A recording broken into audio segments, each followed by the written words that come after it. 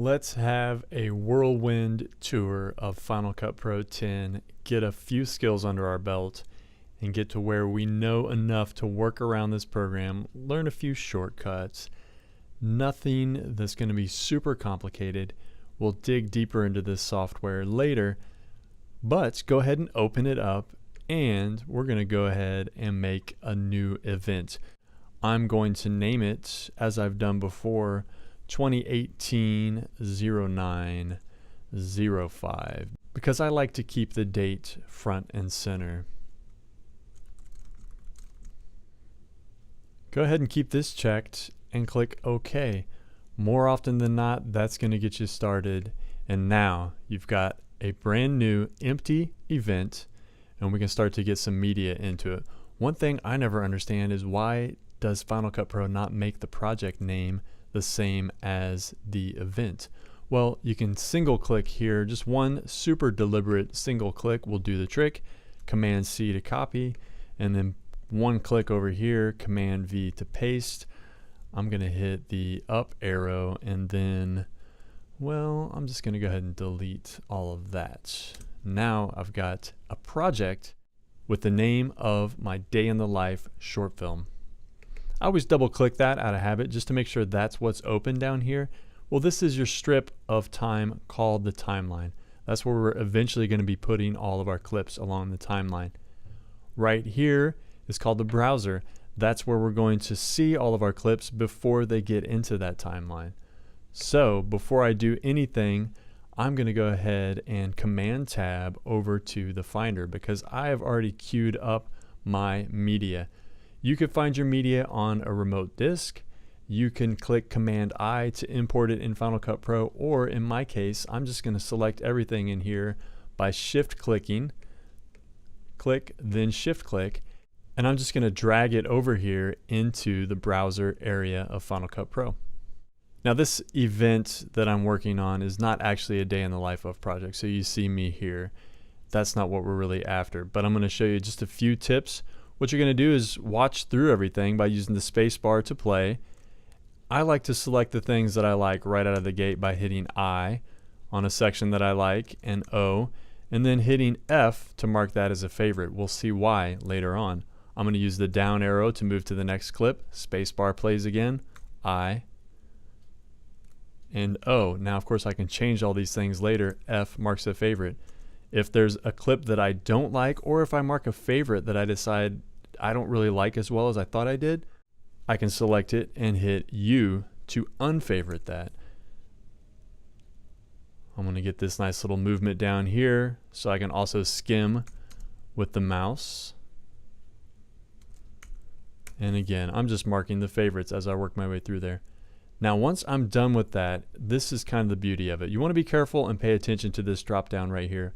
But once I'm done marking favorites, I can select to only see my favorites, and then I can select everything by clicking and then shift clicking, or I can click individual ones and I can drag them down there if I want to be very amateur about it. Or I can also click this button, which is called an append edit, and this is the most common type of edit, which just tacks it onto the end of a project. Hover the mouse and I can see the shortcut is the letter E, or I can do that shortcut and I can hit the letter E. So I click this one, want that one first. Click this one, want that one second. Click this one, want that one third. Then I get down here into the timeline. I use my favorite shortcut, Shift Z. I'm going to show you one more little set of tricks. We're trying to get this thing out to 30 seconds. So let's say for my purposes, I want to get it down to 5 seconds for this particular project.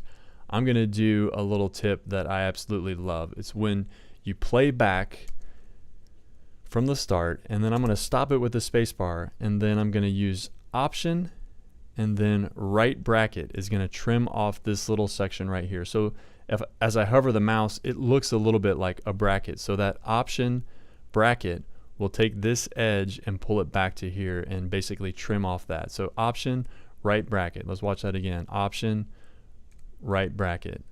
Click and hold. I can trim the front of a clip by letting it play out here, or by using my skimmer. I'm going to let it play. Whoops, kind of caught up there.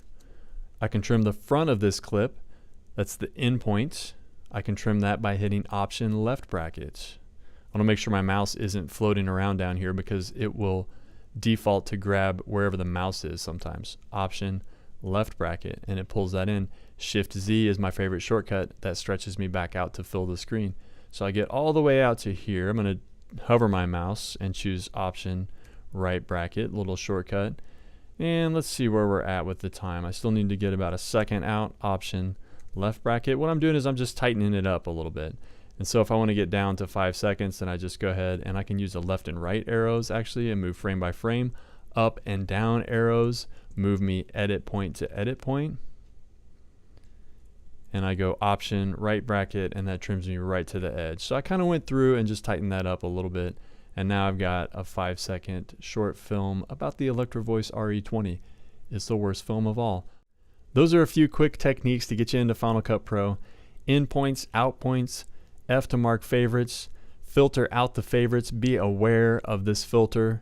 If I had $1 for every time I've been tricked by not seeing a clip that I thought was there because I accidentally had this set on favorites, go back to all clips if you want to see the rest of your clips that maybe you decided weren't clips that you wanted to use.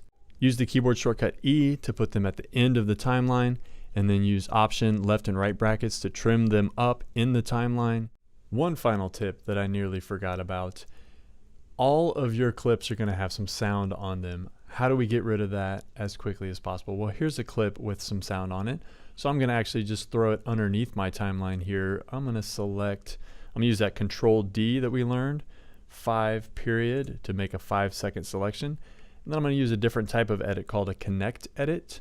The letter Q has a little tail that connects to it. Well, you see here's some sound on this clip. Here's my shortcut for getting rid of that sound. Command A to select everything if you don't want anything to have sound, and then use the number 0 to put the volume of all that stuff at 0. Now you've got everything turned down. If you decide sometime that you need to have that volume back, well, you can grab hold of the volume controls here, and by the way, you can always resize things that you see by changing the view over here on the timeline. So there's your quick tips. Let's get out of here and get cutting.